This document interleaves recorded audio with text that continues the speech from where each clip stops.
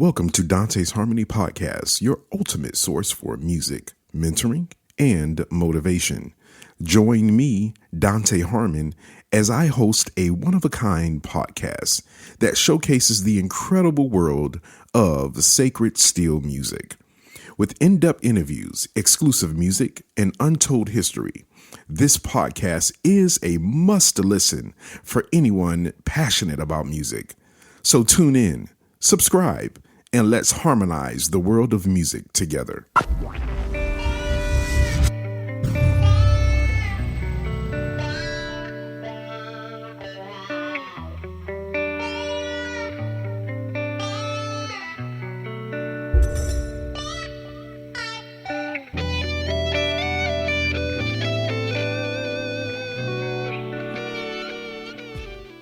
Welcome to Dante's Harmony Podcast, where we explore the powerful intersections of music, faith, and culture.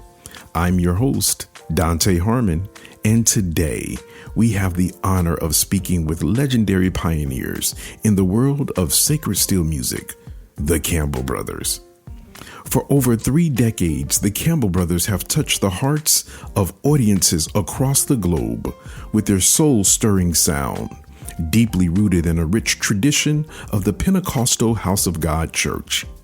Today, they join us to talk about their latest and most heartfelt work yet, Innova.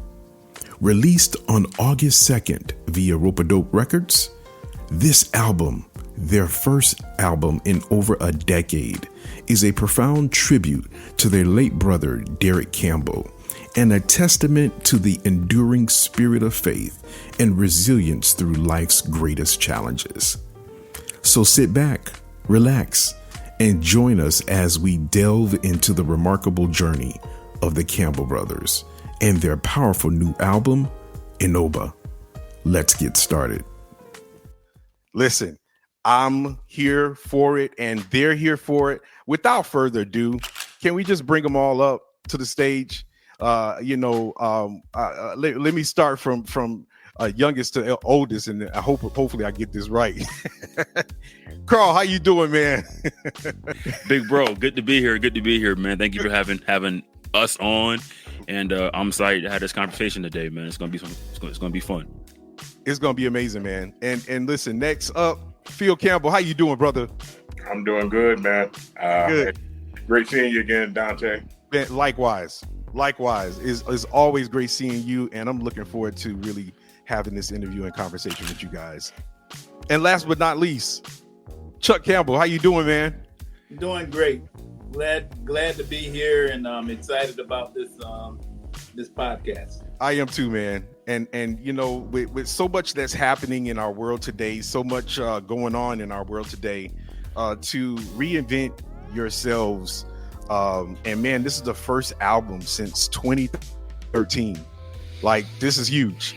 To come into 2024 the way you guys have, and to come out just swinging with the Innova, it is just, I think I text you guys, and I know Phil, when you text me and told me the album is out, we went back and forth, you and I talked, and then of course I would send a couple of texts to Chuck, and I was just blown away. So let's first start. How did Innova, or what is Innova all about? Well, Innova really comes from the Latin Innova, right? And that is a Latin word. And actually, it's the Latin root of innovate, right? But for us, it also means, in biblical terms, it means a renewal, resurrection, a revival, right? And that was something that we felt we needed coming out of the tragedy of the loss of our brother, Darick. In addition to coming out of COVID, right? And all the isolation and everything that everyone went through, not being able to be out and about, not being able to interact, not being able to fellowship with our brothers and sisters, even family, right? We're separated throughout that whole period. And so the idea was to emerge from that whole, that whole shutdown period and that whole malaise that had been over literally the world, and actually come forward and say, hey, let's come back, let's share, and this music, and also the spirit of it and what it's about. Right. And man, can you not feel it when you hear the music? It's prevalent. And you know, keeping along the same thing, I know Darick's passing was very influential in this album. And in what ways did Innova really speak to that regards? Well, I'll jump back in again. So part of it was, you know, Chuck and I, we had to have some conversation, and with Carl and all too, and our families, about should we even continue as the Campbell Brothers, right? Their passing. That was a real question. Did we even want to go forward? Would it be disrespectful to go forward, right? As the Campbell Brothers, and because we never want to forget him, right? And all those things. So those were existential questions that we really had to grapple with. Ultimately, we came to the conclusion that Darick would not want us to stop, that he would want us to continue forward. And that was the spirit that he always brought to our group, that can do, move forward, make things happen, kind of a vibe to us. And so, we made the choice, hey, let's continue to move forward. We slowly started doing some shows. It was, you can imagine, it was tough to be on stage, not being able to look to my right and see him, missing his sound, missing what he brought to us on the stage. That was quite an adjustment. But you know, I have to give credit to the band, and in particular Chuck, for stepping up and filling those voids, right? Because whereas before he was able to share those solos, now he had to bear the whole load of being the steel instrument, you know, in a sacred steel group. And he has done that. And so that has enabled us to go forward. And that is a really big mantle to carry. And Chuck, I'm sure that once, you know, you started working on this album, there the memories of doing that, and even in shows, having to play shows, and I know a lot of the songs and I know a lot of the parts. How was that moving forward for you? Very difficult, and believe it or not, there's still some adjustments being made. So, but you know, I thank God for Phil and Carlton. They jumped in and tried to help, and definitely pointed out different things of what was missing and what I could possibly do to fill in. But make no mistake about it, Darick did a lot more than I appreciated while he was doing it. And once it was missing, it was very, he did a lot more than what I gave him credit for while he was doing it. And but fortunately too, this gives room for Phil to show more of his versatility, and also the rest of the band, what they can do. And so my job now has been to try to be more controlled and more produced by the band than just thinking about just going full bore myself. And that's absolutely. So it's a learning process. Yeah. And I'm sure, man, I you know, quiet as kept before, you know, as when that happened with Darick, you know, none of this that I'm doing actually would not have been. I was inspired to have a conversation, and I don't know if I've even shared this before, but literally it was a week after Darick's passing, and Robert called me, and we were just on the phone. Robert Randolph, we were talking, and as we were talking and having a conversation, I said, Rob, because we really went for about 2 hours talking, just talking about Darick, talking about you guys, and just the legacy that you guys have, and what you mean to us, and the things that you all have already done to put us where we are, you know.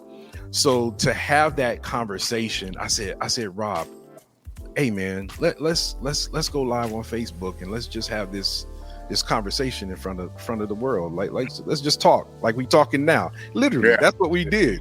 And and it was a Sunday evening, and it was just that. He had his guitar, I'm sitting by mine, and we went for about an hour and a half.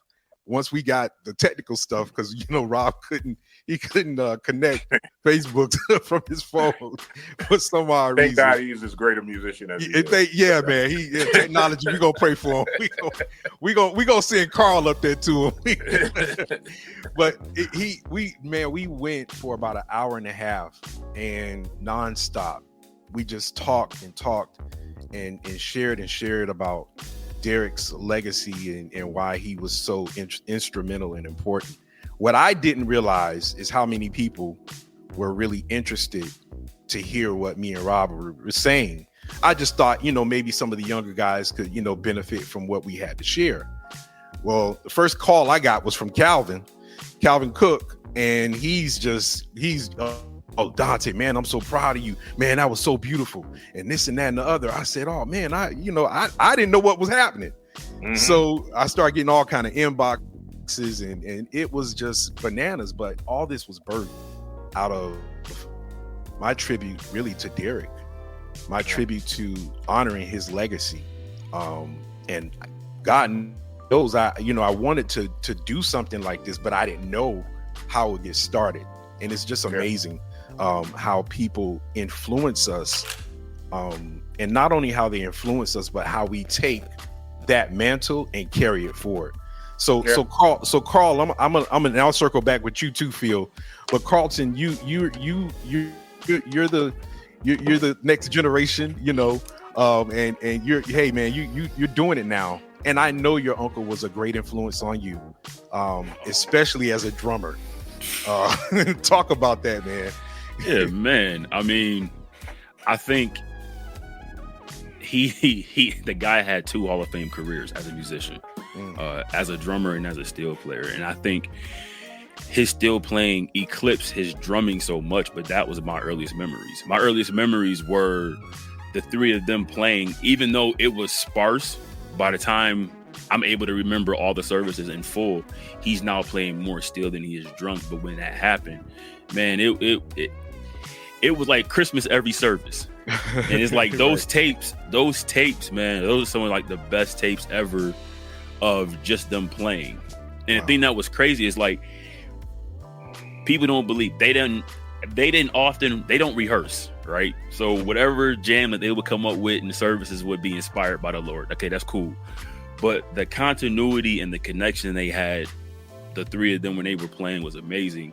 And what made it so cool in regards to, Unc, as far as drums, was that he was heavy into like fusion. So what helped him, he helped me a lot, because, hey man, House of God services, you can't play a lot of the stuff that we were hearing from Billy Cobham and Dave Weckl and Vinny Colaiuta and all of that. So he's like, hey man, if you want to play that, you gotta put it either in an offering or a choir song. Other than that, you're gonna get in trouble. So, right. But seeing him sneak it in, I'm like, man, you can sneak that in there. Why can't I? So just trying to figure that out and have the conversations, and all those assemblies coming down with him to Georgia, and all those various Atlas trips, because we didn't have Google or MapQuest back then. Right. And trying to find Uvalde and Cordele and Hazelhurst. And, come on, name them. Man, listen, I can name them. I can name them. Lions and Townsend, Townsend, Pembroke. Man, how y'all gonna leave out Willacoochee? I'm about to come on. Willacoochee, Waycross. Shout out to Troy Jackson. Man, all those assemblies, and him just giving me an opportunity just to grow as a musician. And the mistakes were allowed to be made, and that's part of the learning and the growth. Even with my dad and Uncle Chuck as well. Yeah. But just speaking of Uncle Darick's legacy, man, it's just the dude attacked it with such ferocity, and it was just like every time, whether it was drums or steel, you were getting that same energy and presence from that man. So yeah, it is. It's definitely a gaping hole you know, to not have his sonics or his presence around us musically, or even just as far as a family connection. But, you know, by and by, you know, by and by. Man. And listen, I go back to Innova, to what this really is to me. It's a refreshing. It's like being reborn, being rejuvenated, right? All these things. It's the album is a revival within itself. You know, from the sound to just how things were approached. So I want to go deeper into the album, and you know, when you guys started to work on it, what was to me, I'm hearing the sound, and I'm listening to a production. I'm listening to the mix. I'm listening to a vintage but yet newness in this album. So Phil, what was the, you know, I understand the you know, the whole emphasis behind it, but man, there was a lot of work done in for this album. What led up to that, and how did you approach that going in? Yeah, so I started writing a lot of the songs during COVID, right? When we were shut down. Right. A lot of the songs were actually written for the two steels, right? And guitar. Wow. So, you know, there's parts, you know, Darick, Chuck, myself. And with his passing, that was a shock to the system. Because I'd actually shared some of the demos with Chuck and Darick. With Chuck and Darick, and said, "Hey guys, what do you think about this?" And they're like, "Yeah, man, hey man, that's nice. We hear it." They heard the parts, they heard the things, and they're like, "Yeah, we think we can work with that." But and then Darick passed, and then the question was, how are we going to go forward? Right. We made the conscious decision though that this would be a studio album. That was one of the major decisions. All before our albums had been recorded with the idea of capturing a live performance kind of vibe to it, right? And where everybody plays in the studio at once. This time we actually said, no, we're going to do a full-on production where we actually build the record out, and that whatever musical ideas that would contribute to the music, we were going to include them. Whereas before we would take parts out, but because we're like, well, we don't know if we're going to play that live, or who's going to carry that part, or who's going to do that. In this production, we said, no, it's just going to be a produced album. And then we would decide afterward, you know, what parts would be recorded live. So that's kind of how the approach that we took. Wow. And that's what started building out the sound the way you hear it now, as it's produced. And from what I understand and what I gathered, that Carlton played a big role in the production of the technology, I should say, or the mixing aspect of this particular album. Yeah, this album represents the integration of two schools, right? One of the new technology and the new approaches, you know, with digital audio workstations and plugins and all those different things that come to it. And then it was the old school that really was brought on, that Chuck and I were mentored in by Charles Flannery, right, out of Detroit. Wow. And he taught us these engineering techniques from his work that he had done when he was recording artists in Detroit, Michigan. So he brought that. We're talking about the Charles Flannery from BMF. Charles Flannery. Yes, that person. Yeah. Deacon Charles Flannery is who we're talking about. Yes. Yes. Yes. And you know, just as an interesting aside about all of that, that family is a true House of God family, right? With Charles's uncles, Charles's cousins, all of them were in both the Jewel and the Keith Dominion. They raised their families and in the Keith Dominion. Charles Flannery actually came up and played for fundraisers for our church, the church that we bought on Goodman Street. They actually helped us to purchase that building because he and Calvin were traveling from Detroit. And that's how the relationship first began. We just admired them as musicians, but we didn't know that Charles was really the recording aficionado that he was.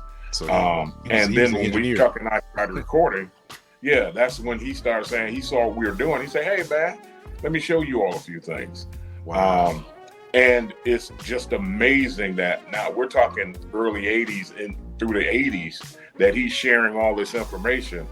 And the amazing part is all that stuff that he was teaching us regarding equipment, ribbon mics, dynamics, arranging, production, stacking, ear candy, you name it, all these concepts still relevant to this day.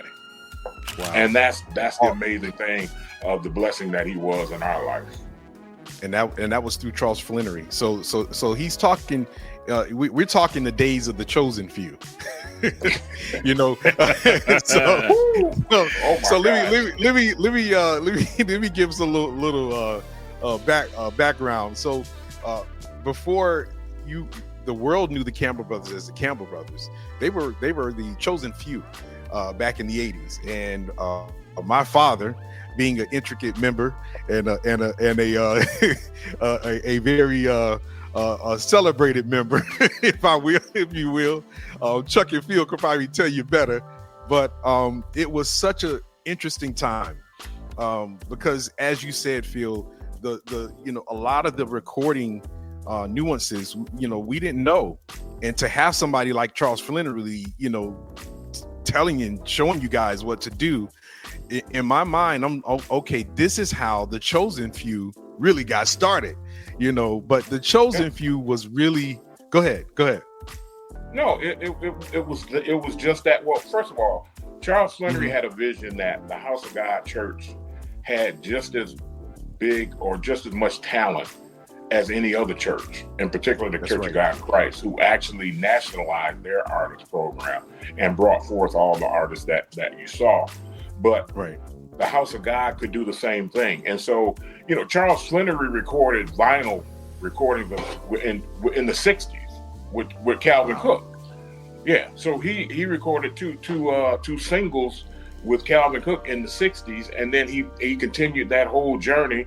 The man literally built studios in his living room. Now, I don't know how he got away with that. I can't tell you.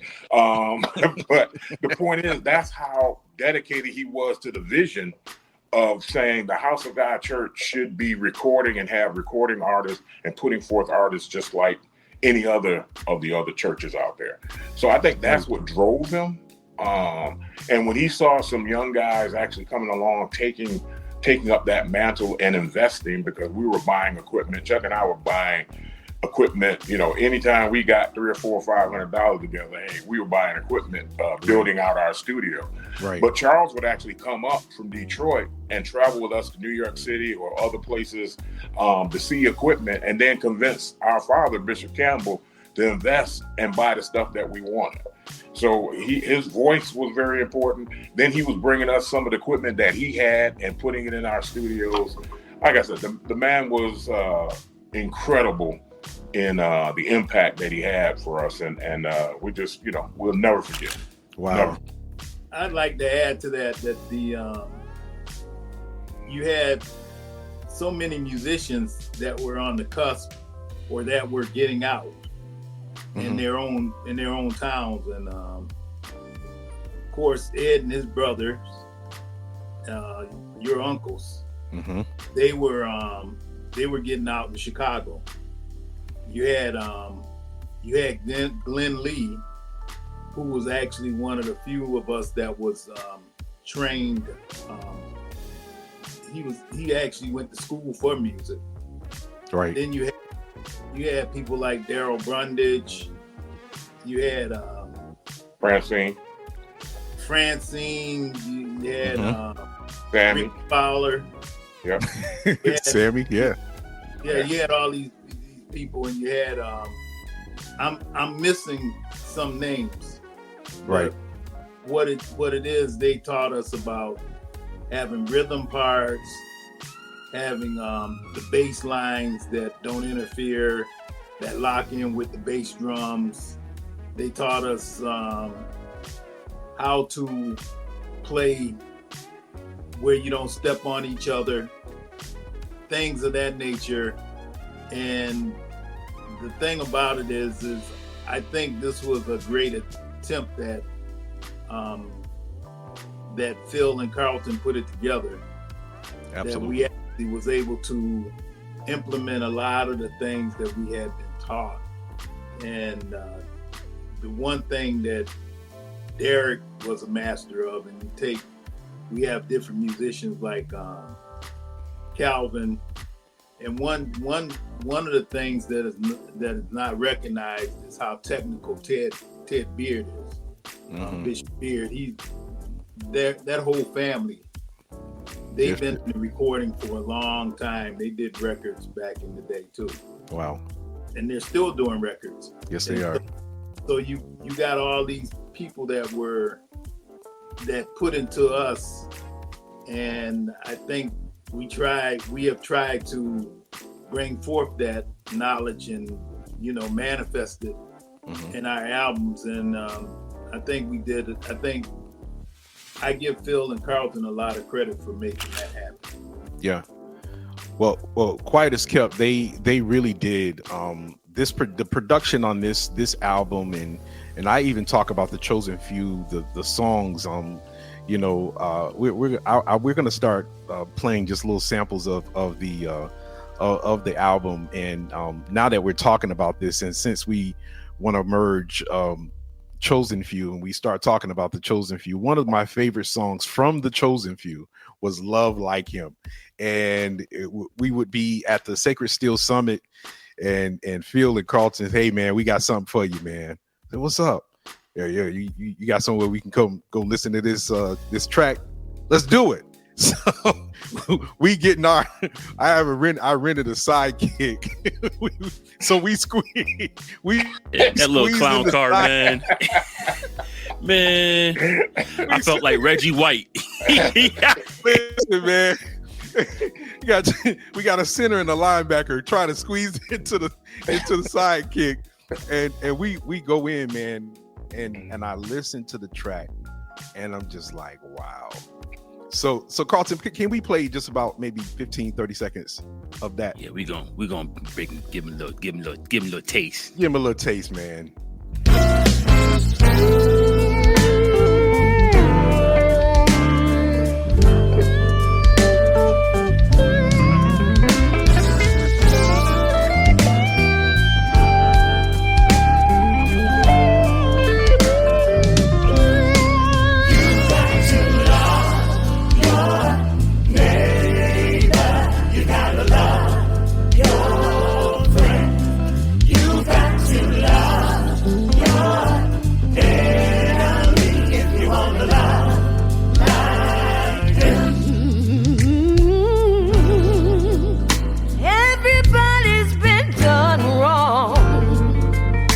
Time or two,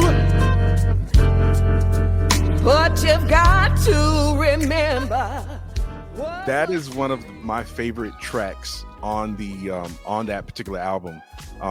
Even back from the Chosen Few, one of the things that I resonate with that song is the message. Right, the musicianship, everything about the song, the production of the song was just so on key. But the lyrics, we Phil and I, we were joking, like, yeah, we needed to hear that then, but it's more relevant even now with all of the hate that is going on in our society.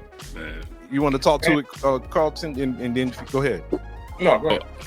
I would say go Dad as the songwriter, and then I'll come around as far as like how he wanted to pull it forward. Go ahead, Sorry about that. So I think the issue really today, why the relevance of the song is that there are so many people claiming Christianity, but are not living the true values and teachings of Christ.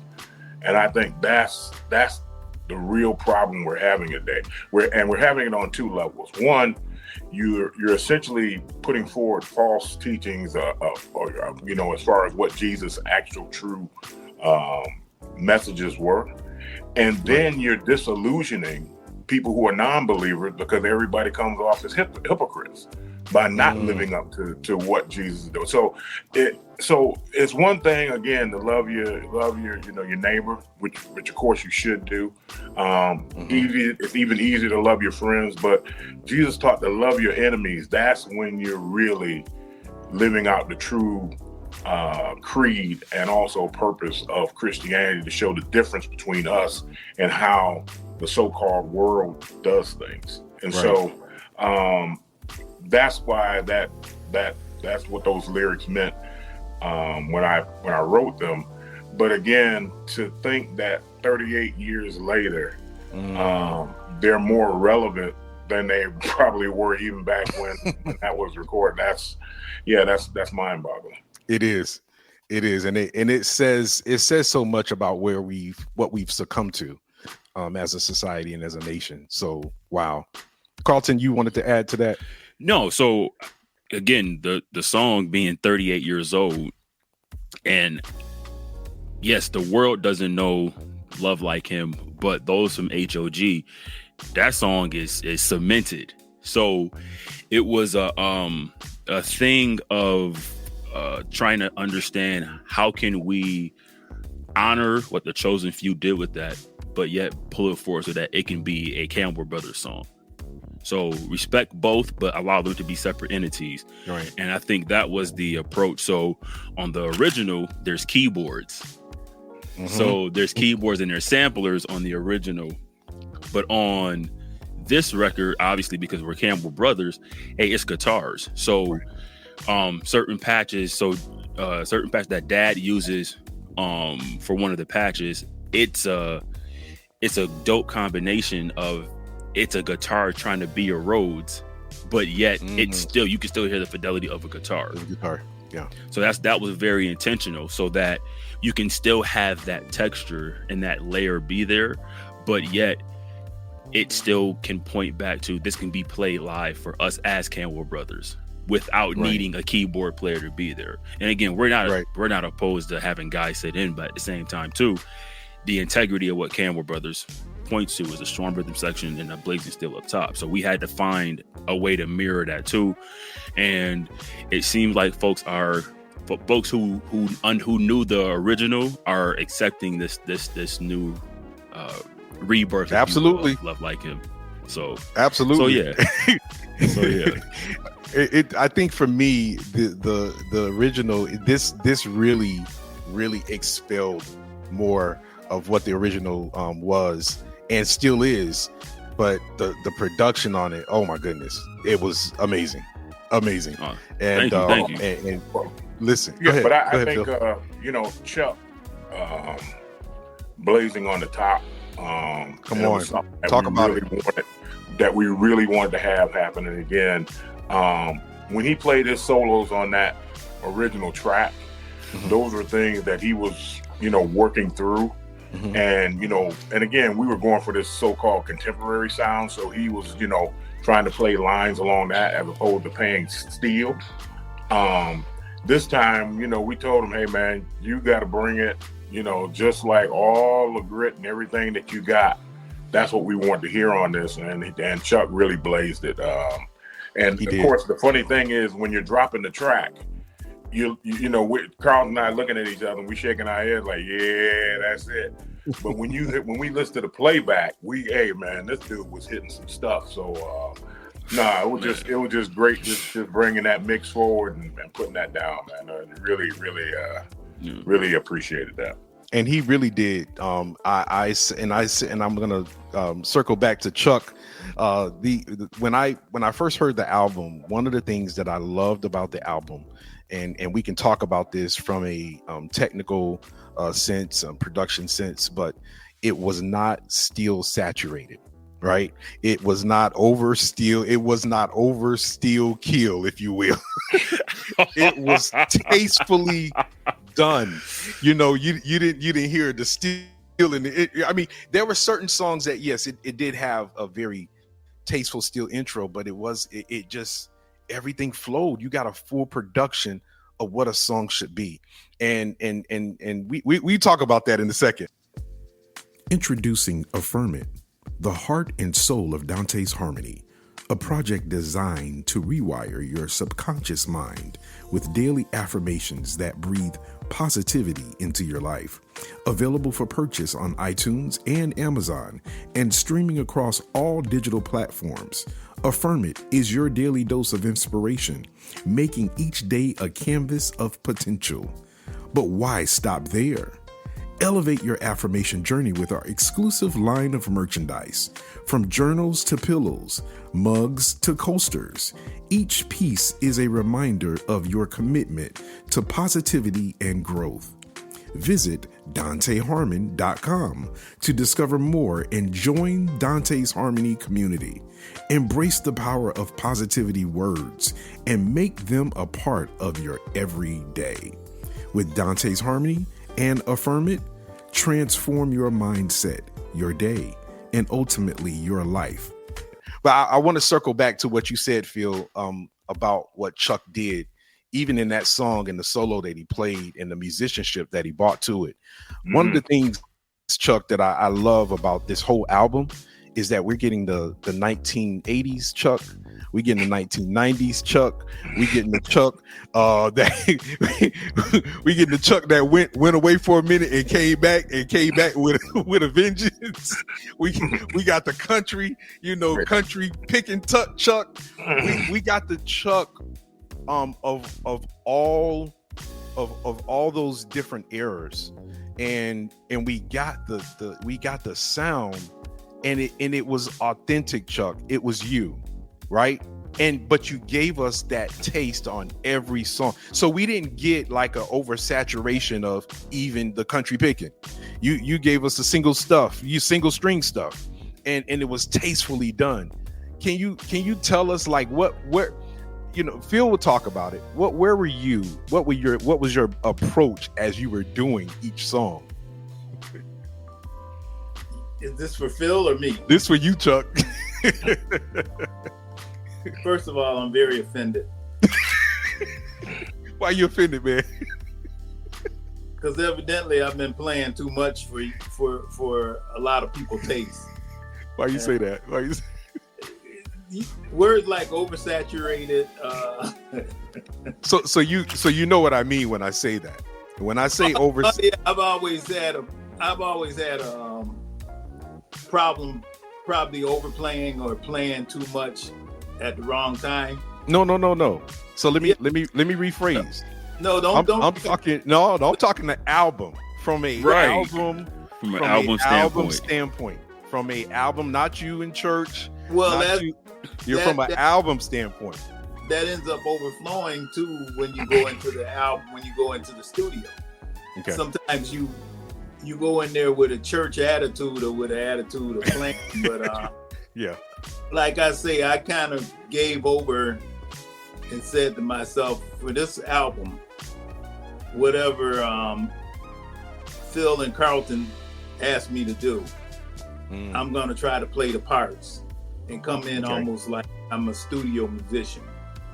And because when you play for other people, they tell you what to play or they just want a sample. And that's good enough. And I thought, that was another area where Darick helped out a lot because he always played so melodic. His melodies was just to die for a lot of times. Right. And he would come up with stuff that nobody else would think of. So I gave over to Carlton and Phil for that because they knew better how to achieve that. So that's the thing. And so I'm saying that beyond that, I think they did an excellent job of making sure that the album wasn't, and by the way, when I named all those people that I was talking about that were players or that influenced us, they all had the same critiques. I'm not going to call it criticisms. It was just critiques of how I could be a better player from that standpoint. Well, so, can I jump in here? Please go ahead. Yeah. So, and just to give this bow more of a point arrow, right, to like hit the target. It was more so, hey, Uncle Chuck, I think you've forgotten more stuff that you've played than what people are trying to play. And so, one, by being a fan of him as a musician first, that was, okay, hey, we have this song. What would Chuck Campbell do? And it was literally like, the fun part was being able to pull, like you said, Dante, from all these varying eras of Chuck Campbell. So the effects version of Chuck Campbell, we have that on the album. Hey, the Chuck that's ripping because it's a church drive and he's pretty much Randy Moss and he's just running a straight route and you just throwing it up to him, let him go get it. You have that. Yep. The melodic, tasteful texture Ebo work, you had that throughout various songs in the album because he had all these, he's had these various careers as a player. Right. And it was a lot of records that we were doing in our past as the Campbell Brothers were really, we were trying to showcase that, but at the same point, as Dad mentioned earlier, we haven't taken the time to literally say, hold on, let's work each song as its own entity. And what can we get the best out of this song itself? Opposed to, let's play this song like we're in a concert. And that allowed everyone. So from, Dad being, and I'm one of, I'll say, if not the GOAT for rhythm guitar playing, right? But hey, the man can play lead too. So you're going to play the rhythm guitar part, but you're going to fill in some of these spots too. That will allow us to have an ear break from it being steel. And I think that contrast helps a lot throughout the whole record to where you're hearing both these guys play lead and you're hearing them both play rhythm too. And that's what is helping us have this great bed that I think is what's helping the album have this feel, right, that we haven't really had established as far as a sacred steel record, right, as far as for Campbell Brothers. So when Dante says, hey, we're getting a break from steel being oversaturated, well, think about all the sacred steel records. It was steel, and then you might hear a little guitar backing it, or you'll feel the bass, but you can't hear what the bass player is doing. This record, the intentionality was, we're gonna support the steel like any other band in the world would do. If Chuck's our Slash, then hey, we have to be the rhythm section to support Slash taking a solo, set it up. And all the records had those same kind of, blueprint. So that was the aim, and I hope that is received and understood. Again, this is not a sacred steel record. That was not the point. This is a record. And I think that's something that I think I'm going to try to do my best and hope we do our best to explain, like, we're not leaving sacred steel. We're just showing that it can evolve because these players have evolved in sacred steel. Well, I like what you just said. And I think that goes without saying. And that sums it up with what I was saying, because it was really a huge compliment to Chuck and to the album that it was done like with perfection. It was done very tastefully. It was done like with excellence. And that's really what captivated me, is the way it was done. Chana Campbell, she put on there, she says, yes, Love Like Him will always be my favorite. Dante, you almost beat them to re-recording this classic. I'm gonna still do it, Chana. I'm still gonna do it. I'm still gonna do it. But it's one of those hidden gems that, when you listen to the song, you listen to the essence of it and how it went about going through the process of production. This album really is a blueprint. It's a blueprint. It's a staple for I would even dare say, for every sacred steel player that's out there, you ought to listen to this album and listen to it again. Listen to it a third time, just from the production standpoint, just from what you hear, the sounds, the melodies, the arrangements, just how everything was just laid out. This, to me, you guys, it is Innova. It is. Even in a technical, I know, Phil, you wrote a lot of the songs, most of the songs. Carlton, you did a lot of the production and mixing and so on and so forth. So with all of these things that are being done, there had to be moments where you were thinking, okay, is this right? Is this, is this too much, or is this this, and is that Always. is that this? Yeah. Always. That question always persists. And, I think, we had disagreements. You're going to have all those things. Chuck ended up being the tiebreaker, right? On our call. And just say, hey, man. But again, I think the real point here was that it was still collaboration. It was all said and through. Because even with the production decisions that Carlton and I were making, it was still in consultation with Chuck to say, hey, is this working? Does this fit? And even though Chuck was in a mode of, hey, man, I'm just here to, be a part of the team, right? He's still our Steph Curry, right? If he's not hitting those threes, we're not the Campbell Brothers. So we still have to have him play an integral part and be on board with what we're doing. Otherwise, it doesn't work. And again, it was just, we went through, but we always questioned almost everything. But there were some things that just hit and there was nothing to say. You knew it was the right part, and that was done, right? And that was like the intro to Something Got a Hold of Me. When I played that lick, Carl was like, that's it. And Chuck liked it too. So that was done deal. So then there was nothing to discuss, right? Those kind of things. That's amazing. Yeah. That's amazing. And even in the production, you guys came up with those kind of things sporadically that just happened, and you kept it. Yeah. A lot of the album has that. A lot of the album has inspired moments. So on a song Love Light, that's Chuck's literal one and only take. As in, he came out like that shooter from from the Olympics. He ain't had no glasses. He just literally pulled up in his work uniform and went to shooting and got silver. That was Chuck.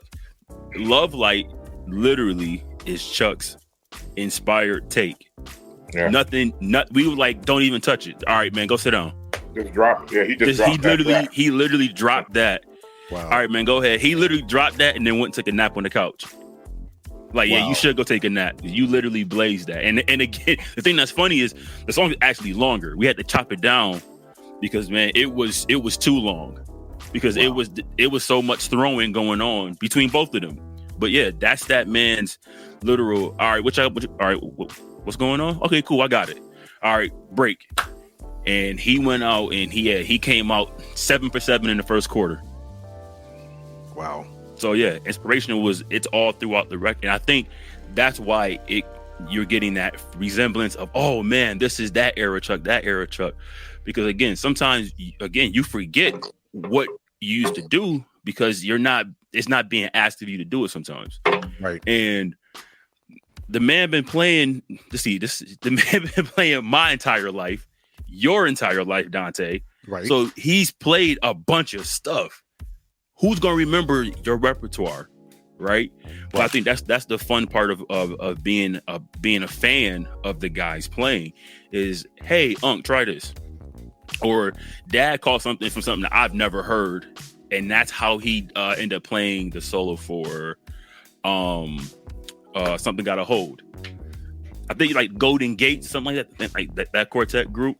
Yeah. Right. Yeah. So he called back to that. They're doing like the horn type things. That was Chuck. We're like, hey man, this is the sound we want to go. Can you play a sample of that? Because that's another one of my favorites. That was another one of my favorites. You guys had some awesome singers on this particular album. The person that's singing lead vocals, can you all talk about him for a second on this particular track? Well, on Something Got a Hold of Me, actually, that is Serena Young, and she was a contestant on Kirk Franklin's Sunday Best. Mm-hmm. So she's here out of Rochester. Fantastic praise and worship leader. Yes. And gets called to do those like different events and programs to do praise and worship. And a longtime friend of the family. So when we called her about, hey, would you join us on the record? She was like, of course. I don't know what took y'all so long to call me, You know, kind of so no, that was real cool. And the other person is Ron Staples of the Mighty Clouds of Joy. So he does the lead off track of Changing Times, and then he does our quartet burner, Good News. Yes. And again, we met them when we were touring with the Mighty Clouds of Joy. And he loved our group and loved our sound when he first heard it. And this is back in the early 2000s when we played at the Hollywood Bowl with them, and then did a tour through California and Oregon and Washington. And so, he's always been a big fan. And so we called him up some 18 years later and get a hold of him, well, Facebook him. And he's like, yeah, man, let's do it. Send me the track. What y'all got? So now the funny thing is the power of technology. So we recorded this during shutdown though. Okay. So again, this album started during COVID. So what ended up happening, we get a hold of Ron, and we know that the world is shut down. So Dad and I kind of broke the law a little bit, and we drove.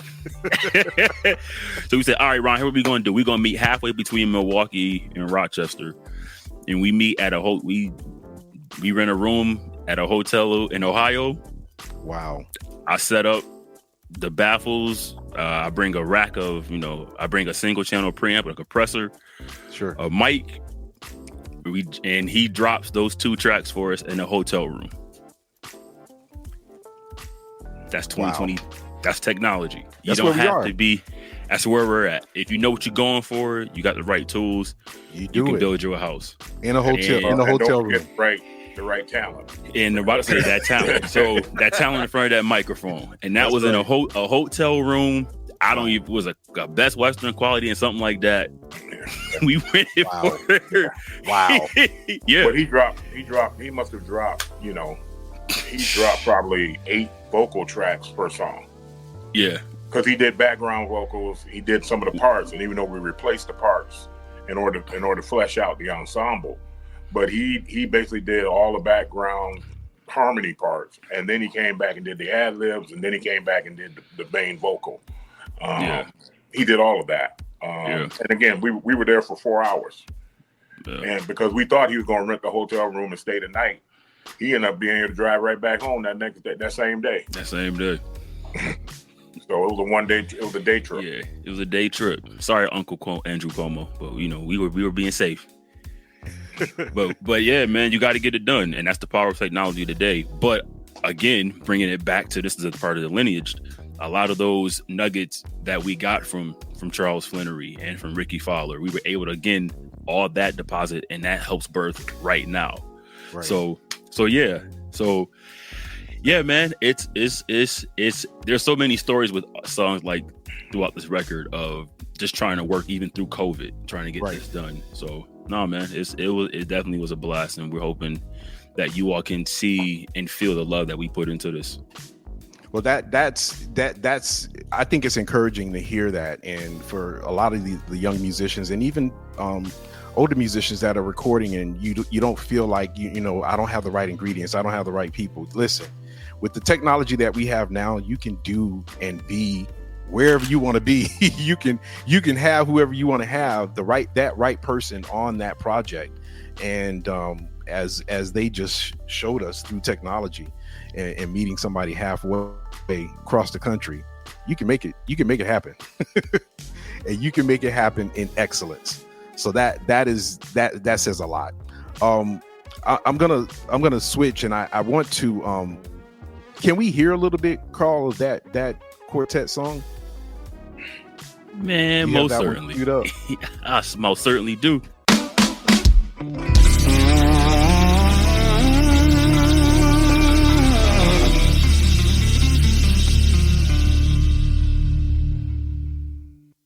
Gonna sing a little song here, and it make me feel good.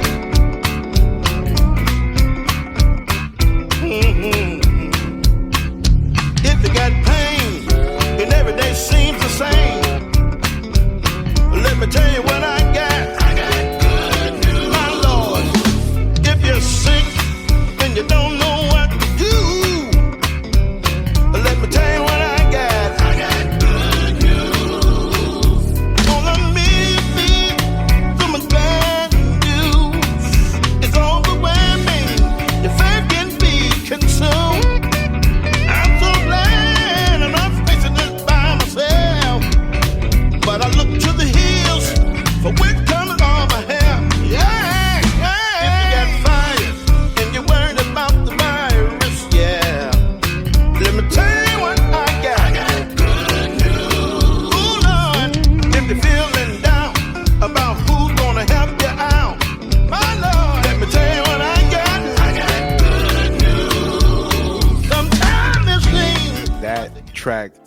so many others is just so profound. Marcus Randolph, who just joined us, he said, "What?" He said, "What? Wait a minute." He said, "What album or what is this that we're talking about?" And let me show you, Marcus, what album we're talking about here. This is a new album. This is a new album from the Campbell Brothers. Campbell Brothers, and the album is called Innova. The Campbell Brothers. You want to make sure you get it today. For those of you all that are just joining us, either on YouTube or on Facebook, you want to download, you want to purchase this album, you want to stream it. So much good stuff on here. Everything from praise and worship to quartet to just some nice ballads. Everything you want to hear is on this particular album. So you want to check this out today. You want to check this out today. As you were talking, go ahead, Phil. No, I was just gonna say the beautiful thing about music today too is, again, if you're subscribed to an Apple Music or Spotify, Pandora, whatever, Prime, Amazon Prime, just download the album. You already paid for it. Yes. So that is easy as it gets, right? So you're not actually having to go out and buy albums today. You can actually just, as long as you just tell your friends to go download the Campbell Brothers Innova, and that's all you have to do. Easy. That's right. That's all. That's all. Easy breezy. Available easy on button. All digital downloads. That's right. All digital platforms. Well, just go. Other nice thing that's happening these days is I am really impressed with the musicians we have today. Although they get a bad rap, because I think sometimes the church system, or what's being sung in church and what's being, when we came up, it was full bore, toward the steel. But now you got so many, you got praise and worship, you got keyboards being introduced more, people are, it's not the same, it's not as geared toward the steel as much, but I'm really grateful for the steel players today, because a lot of times they play some of the stuff that I used to play, and then they actually take it up a notch, and I really enjoy them playing, and I hear some things and then able to go back and work on those things. So, when you got Marcus and Kashaya and all these guys, man, they really played stuff that inspired me. And I think Phil and Carlton, they was really able to bring that stuff out. And I'm really, I can't believe how good these guys play today. Fat Man, all of them. I can't. They really. Even you, Dante. Oh wow.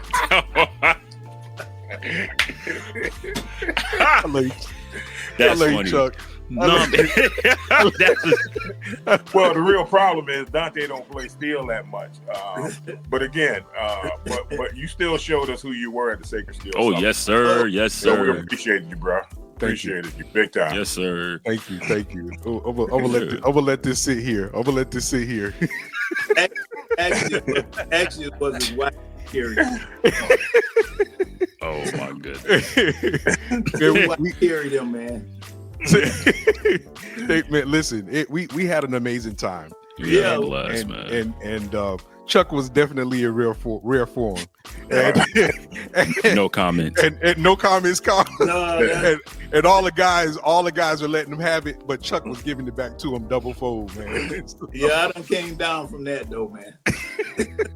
But we had an amazing time. We really did. There's so many steel players, and you start calling names. You don't want to miss anybody, but I do want to definitely highlight this comment from Roosevelt. My God, the record is blazing. Chuck went to work on all I know.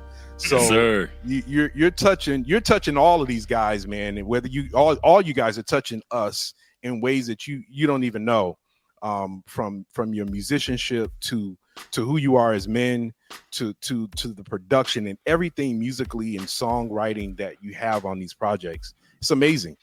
It's amazing. Well, I'm glad he brought up All I Know, because that's the one I didn't like.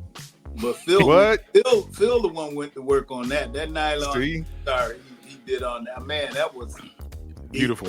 When I heard the finished product, that was unbelievable, man. It was. It is. Yeah, that was something. Yeah. Well, yeah, but that's the thing. Chuck didn't even want to play on the thing. He didn't want to play the record. What are you talking He didn't want to play on All I Know? He didn't want to play on it, man. And I'm like, dude, like, man, if you get your mind over here all day long, what are you?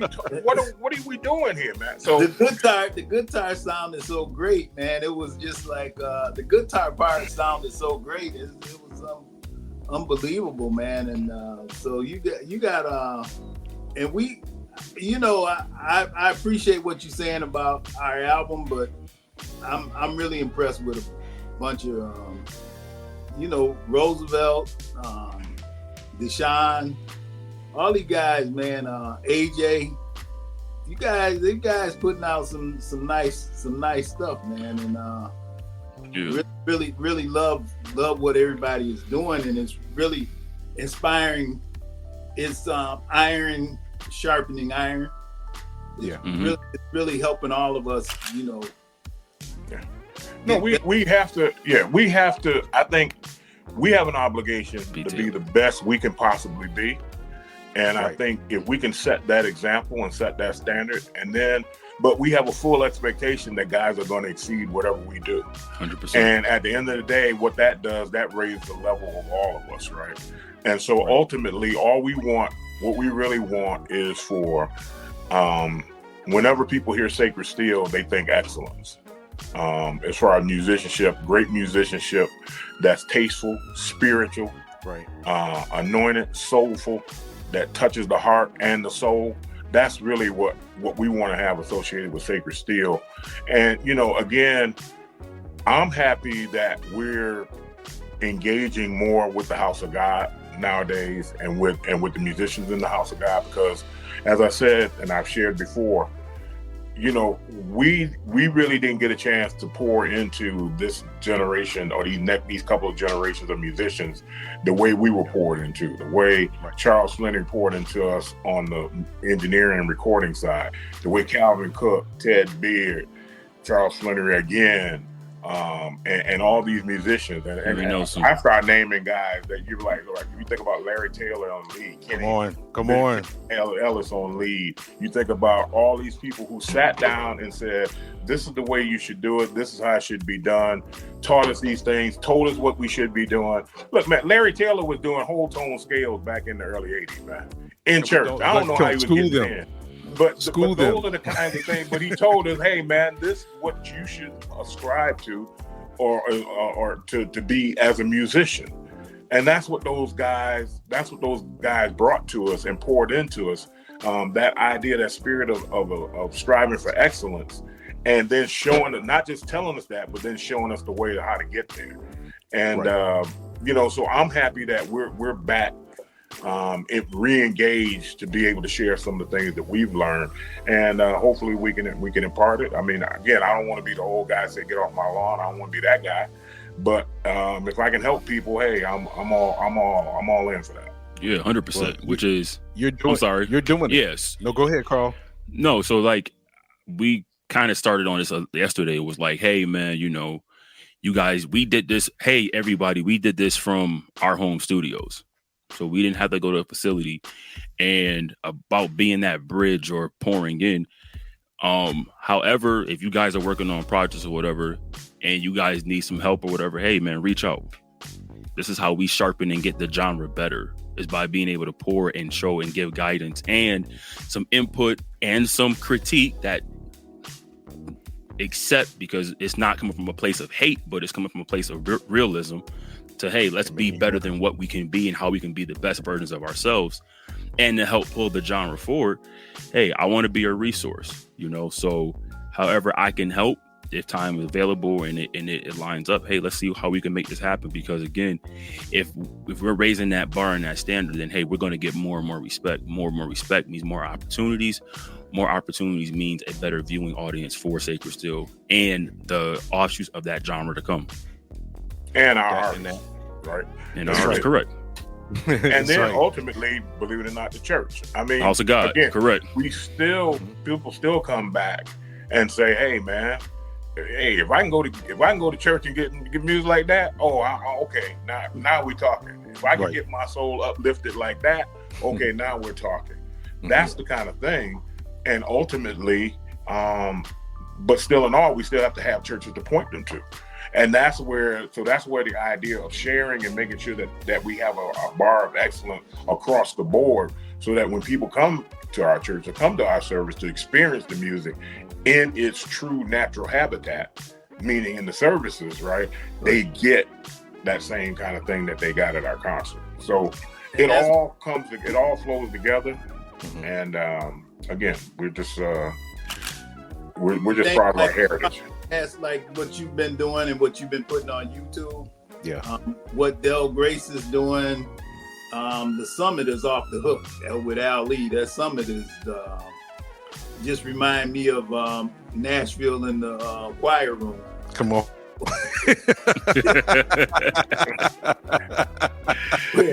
Everybody go at one. Man. Some of the young guys don't remember. They don't remember those times. They don't. Boy, they would wear you out in that choir room. Yeah, they would. Yes, they would. Man. Talking about how you could have played better. You didn't play that good. You wasn't spiritual, you know. Yeah. But it was all, we took it in love, and I think the summit is really achieving that. And also when you go to the Del Grace concerts with the museum there in Toledo. Yes. You get the same kind of thing, and I'm really happy about that. One other thing I can say is that a lot of the steel players, a lot of us have played out with other artists that and multiple of us have played for the same artist. And I haven't gotten one bad review. They say we all bring it, and because the same rankings that you have in church, you don't have in the outside, in the outside world. This is very true. Yeah, I remember with the Slide Brothers, we showed up one time. It was Calvin, Darick, and I, and we didn't. Gent wasn't there, and the guy came up and said, "Hey man, I got a guitar for Gent to sign," and he said, "Gent's not here." Oh man, I'm out. Say, man, if Aubrey not here, I'm not even. He didn't want to be a part of it. Nothing to listen to, man. Wow. And wow. You just have to realize that it's different. We got so many styles, and it's nuances to styles that people are really. And that's another reason why I'm really happy for what Carlton and Phil did with this album, and guiding me to bring the best variations out of what I could do. Absolutely. And it shows. And I have to say this too, because you guys covered this as well. When you look at all the tracks, and for those of you all that have not listened to it, track number 1, Changing Times. Number 2, Love Like Him. Number 3, Something Got a Hold. Track 4, Let's Heal. Love Light, Lift Every Voice. Soul in Motion, All I Know, Good News. You guys really talk about a lot of social issues in your songwriting in for the album, which really speaks to the times that we're in. It speaks to where we are even as a nation, as a world. Was that intentional, Phil, when you were doing a lot of your songwriting? Yeah, very much so. It doesn't make sense just to put out music. I think one, again, we as Christians, this is a real issue. This is a real issue for me personally. We are so duplicitous and hypocritical in our teaching and what we live and what we put forward, that again, I think we now are the biggest impediment to people coming to Christ and becoming saved or being believers, because again, they just see the hypocrisy and duplicity in the way we live and the way we do things. We have to be better. And so this record and many of these messages really are more towards us than so-called sinners, right? Because the interesting thing is the non-believers or sinners, whatever however we want to refer to them, they come to our concerts and they're uplifted. And they say, hey, I felt something. I feel better, right, after being here. But what they can't deal with is the politics of church when they actually come to join up an organization or a church. That's become one of the great issues, right? And so I think if we start living what we preach and actually move forward and stand up when we see injustice, when we see racism, when we see inequality, when we see these things, I think that's a very important role for us to play. And then we're living out, because that's, again, if we claim to be like Jesus, then let's do it like he did it. Let's call it out and then let's live it. That's right. I agree. And I think that's fundamental, that we have to be the life that we're preaching about and teaching about. So, man, and I think for those of you all, again, that have not heard the new album, Innova, it's powerful. Again, we're talking awesome album from beginning to end. Sacred Steel, just the sound, production, everything that you want in a album, it's on here. And then, as we just stated, we're talking social issues. We're dealing with a lot of the injustices and all the things that are needed within our world.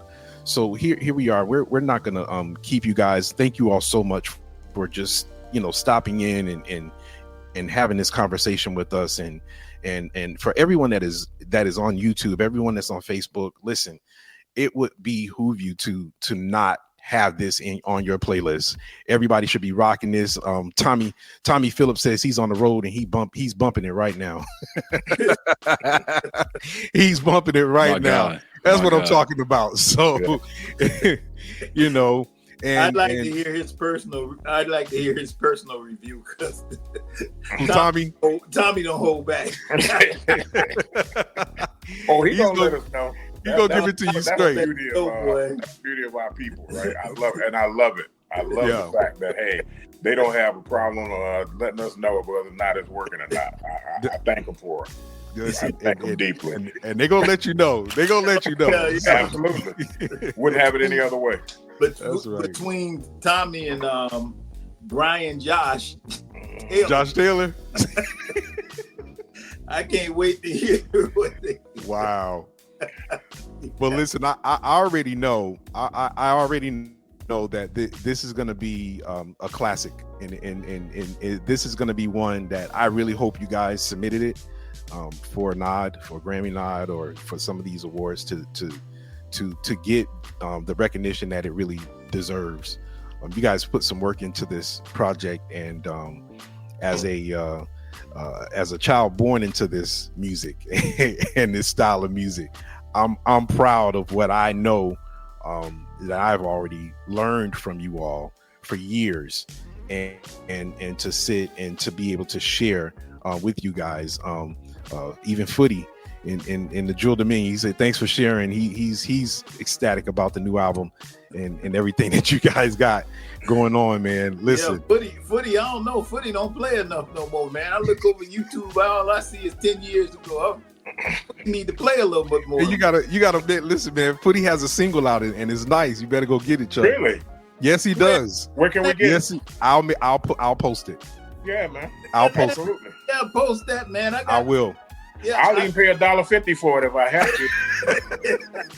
It is blazing. Whatever we need to do to support, man. It is that. Yeah, he's still rocking. He's still rocking. But man, we appreciate you guys taking out the time to be with us, and if we just go around the room, and I'll start with Carl. If there's anything that you want people to walk away with, Carl, you did a lot of technical things. You did a lot of innovative things with this album. You brought the you were the there sometimes Phil was just talking about church, how sometimes there's a gap between the old and the young, and merging that and being able to take what, okay, well, this is what we used to do, or this is what we're doing now. But now we're sitting and we're merging this thing together. And Carl, you were able to do that with your father and your uncle. How can you talk about that for a little bit before we go? And kudos to the technical work and the work putting together these songs. No, thank you. Yeah, for one, like I've been trying to make sure I make this point clear.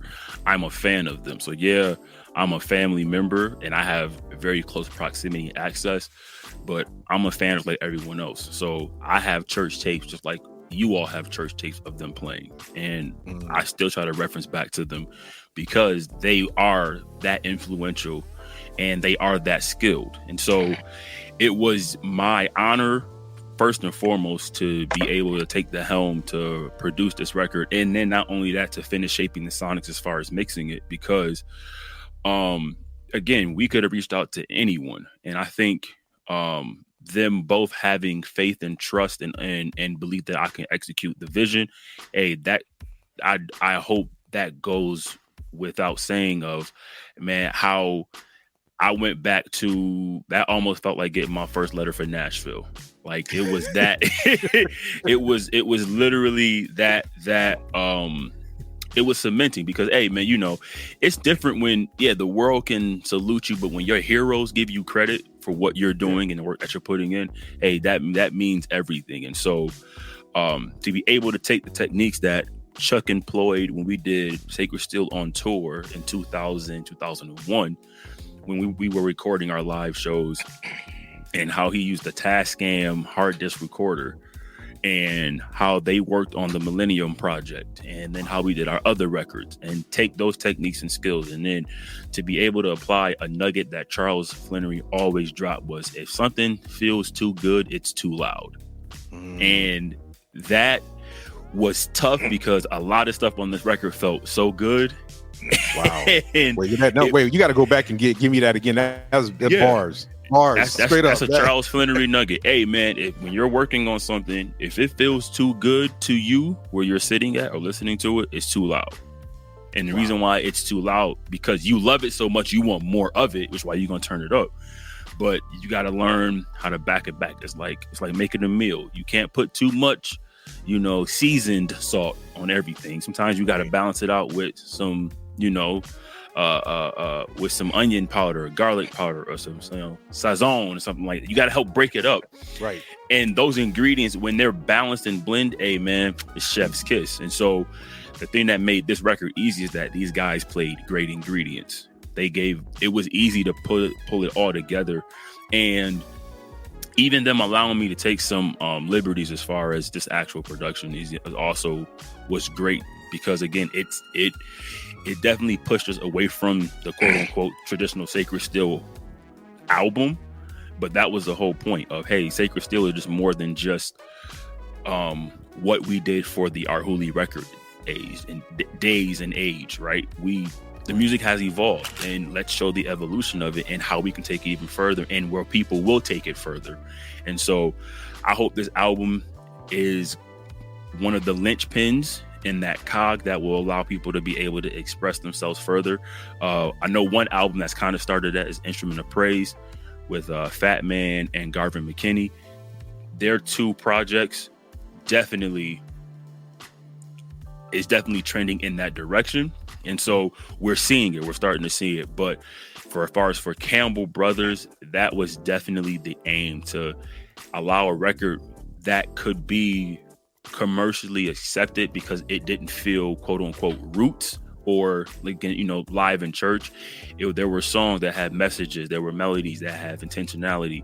There were parts that were played because it's enhancing what's being done background wise as far as vocals, or there are vocal parts that are catching what an instrument may play. And all those interplays is what allowed this record across the board to, again, as the Dove shows, we're trying to come up out of from where we used to be to go to where we're trying to go. And so again, that was a great task. It was fun the whole time. It didn't feel like work. And that's a great feeling. To be honest, to honestly, to be able to capture these guys and to capture this part of history too, because these guys can still play. Yes. So we're not saying like we're trying to pull these guys out of retirement and dust them off. No, these guys are still incredible players, and I'm glad this record shows that, and our records to come will continue to show that. Absolutely. Well, thank you so much, man, for your contribution to all of this and the production and just the technical stuff on it. Amazing. Appreciate it, my guy. Thank you. Thank you. Chuck, any parting words, anything that you want to add to this? Again, your sound incredible. The things that you've done on every single track. Amazing. Well, I think the band. I think it's great playing with the band and playing with Darick Bennett on the bass and Denise and all the guest musicians, along with Phil and Carlton. They're #1 great musicians. Yeah. So I get to play with them, which is an honor. And just thank God for everybody in Sacred Steel, Keith and Jewel Dominion, even the ones that we're gathering, like your student, who I was really shocked at how well he played. And I'm really, we're really blessed, and we ask you out, just pray for us that we will continue on and continue to do what Absolutely. He has allowed us to do.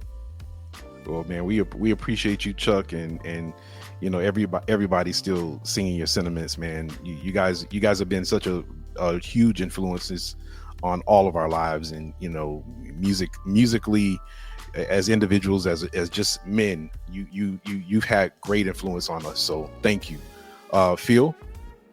Hey, well, first I want to dovetail into what Chuck said. Hey, you got to mention Darick Bennett.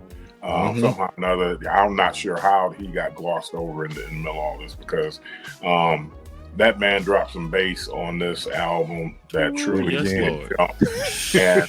And if you really want to hear it, go listen to Good News, what that man put down. When he started playing that, we looked over and we looked over like, what are you doing?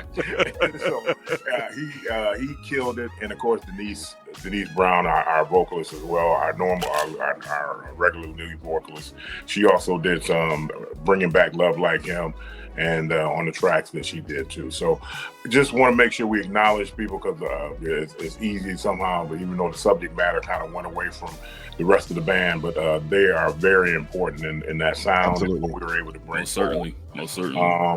And then finally, hey, just want to say really thank you to you. The approval of folks like yourself and our Sacred Steel community means the world to us. It means so much. And so we just, because you guys are our barometer, right? To make sure that we're keeping things and keeping it real and keeping it where it should be. And so you're a measuring stick for us. And so you serve that. And so again, if you all think it's the right thing, then hey, that means a lot that we're making it happen. And so just thank you all, man. And again, Dante, thank you for putting this together for us and making us accessible to our people and our family, because quite frankly, that's what the HOG is for the most part, even though I know there's more people on than that. But again, these people they're more family than some blood relatives I have, man. It's crazy how far back we go with a lot of these folks, and we just love them all. Definitely, and we love you guys too. And before we end this, and I'm going to circle back on something you just said. Yes, Ron Staples definitely was. He did lead on Changing Times and Good News. Serena Young on Something Got a Hold and Let's Heal and Love Light and All I Know, and Carl Smith, who did backgrounds. Siobhan Campbell and Denise Brown, who did backgrounds as well, and your organist Rufus McGee. You want to talk a little bit about him? Yeah, that's phenomenal. That's my Siobhan Campbell. That's my wife. Good job, anime. Good job, anime. Rufus, amazing background. My bro for over 25 years, maybe 26. Phenomenal producer in his own right. He's done records currently with Ernest Pugh. He's done records with a guy by the name of Danelle Damon, who he was on America's Got Talent, I think it was, and he did pretty well as far as progressing through that. Phenomenal player, but a great guy as well. And again, just a little sprinkle, just a little sprinkle of that, just to help add another texture, man. And he jumped right in, and he opened up his facility to allow us to come to track his organ part at his spot, and that was definitely a blessing because it made it easier to get authentic organ. And it wasn't a VST. There's nothing wrong with that, but sometimes you need that grit and that growl that you can get from a 122 Leslie. You need that 122 Leslie screaming, and he definitely opened up on the tracks that he's featured on. So we appreciate that. Yeah, and part of that too, bringing him on was, again, you all have heard me play MIDI guitar and do those kind of things, but again, we really want to go for authenticity on this album. Not that I can't do organ parts, but again, getting the real thing and getting a top player to go do it, again, just added to raising the bar, right, for this album. Absolutely. And so a big part of production. And we can't go without mentioning Michelle and Joeva for being support system as well for you guys, as well as how's mom and dad, Bishop and Naomi? Well, mom and dad are doing well. They're still living independently. My saying goes, when I go over there and they're still arguing, then I know they all right. So, they still moving around and driving and all that. So God is good. Yes. We're celebrating Dad next week, next Saturday, in fact. The House of God Church is coming in to honor him and appreciation. So, yeah, Mom just turned 90. Dad's going to be 89, and yet they're still able to move around. So God is good. As far as the wives go, Michelle heard these tracks. Too many. At least 648 times each. Wow. So because again, just from the mixing and all that stuff. So that's the unspoken part about this stuff of that the spouses hear these tracks until I don't even know if they want to hear the album anyway. Just because of all the mixing and everything that goes into it. Right. And our kids actually started running around. They were walking around, because they were hearing that Changing Time track so often. Yeah. So it became a tagline for them. So it's amazing how much, as you said, the support that goes into making it unseen support that makes these projects possible. And thank you for mentioning that, because you just gave us cover, brother. We've shown up. I got you, bro. You better know. I got you. And so many people are just shouting us out. Choppy Anderson McCant. He's on here. He's watching. And listen, Chuck. Footy does have an album, so I'm gonna make sure I get the link from him. Dope, Footy. Please do. Yes, sir. Good stuff, Footy. We want to make sure that he gets love on that. And Josh definitely he's listening to you, Chuck. He's listening. He's listening. Come on. So man, I appreciate you guys doing this. Pause, Josh. Say that again, Chuck. Yeah, Josh tries to keep me sharp. He comes over, come over and set up and play stuff that I can't play no more. Keep challenging him, Josh. But you know what? But see, again, this break goes back to the point. Mm-hmm. Josh Taylor played some arrangements for me, and had me, just try to put some things together. Man, it was beautiful, and it inspired actually some of the stuff that I'm working on. And again, I just want bring it forward, man. Let the world hear this stuff. Let the world hear it. And if you need help, hear it, Josh, reach out. You heard it here. You need help, reach out. Oh, no, and that's what we're referring to when we talk about the incredible talent that's in our family and in our circle and community. Yes. That people don't know about, but man, I'm telling you, these players are fantastic, and we appreciate the love that they bring to the church services everywhere that they play. And, you know, they haven't been as enterprising as you do, Dante, to get paid for doing it. But, you know, they still come in and give of their heart and soul. And you just have to thank them for that and thank God that they're dedicated in that way, you know? Yeah. So again, just a shout out to all my fellow musicians, man, that are out there. They're giving up their talent and their gifts, and, you know, uplifting the services out there, man. And they loving you guys back. Alvin says Carlton Campbell is the dude. The Lee Boys is up next. I know. So, I know y'all are. I see you on. Hey, I ain't but a phone call away. I know y'all are. Come on with it. So, man, thank you guys so much for everything. This interview and for those of you all that have not and do not know, this is the album. This is what you want to go get. This is what you want to go stream. This is where you want to be this weekend, all day Sunday. Listen, y'all need to rock this all day next week, all next month for the rest of this year. Y'all need to be rocking this joint. This is a really, really dope album. And again, guys, thank you all for not only the interview, but the album is phenomenal. And just keep doing great things. Just keep doing great things. You too. Keep doing good things too. Keep us in the prayers, and the album has been submitted to the Grammy, so we'll see what happens. That's what's up. The record label is doing their thing, so we'll see what happens. That's what's up. Thank you, Carl. Thank you, Chuck. I appreciate you guys. Thank you, Facebook and YouTube, for joining us. I'm gonna probably chat for a few more minutes with these guys, but thank you all for joining us, and thank you for being a part of history, of Black history. Yes, sir. Of Sacred Steel history, of the Campbell Brothers history, Innova. Go download, stream it every day. This week, next week, all next month for the rest of this year. You're going to love it. You're going to appreciate it. Discover the perfect blend of faith, fashion, and unity with Carry Him, the clothing line that celebrates diversity and shared humanity. Each piece is thoughtfully designed by founder and CEO Lindsay Dillard, incorporating powerful symbolism and the Pangea map to remind us of our interconnected world. Shop online now and elevate your wardrobe with meaning and style. Use code DHP15. That's D as in Dante's, H as in Harmony, P as in podcast, 15 at checkout for an additional 15% off your purchase. Embrace the message. Carry Him. Visit Carry Him's website to start shopping today.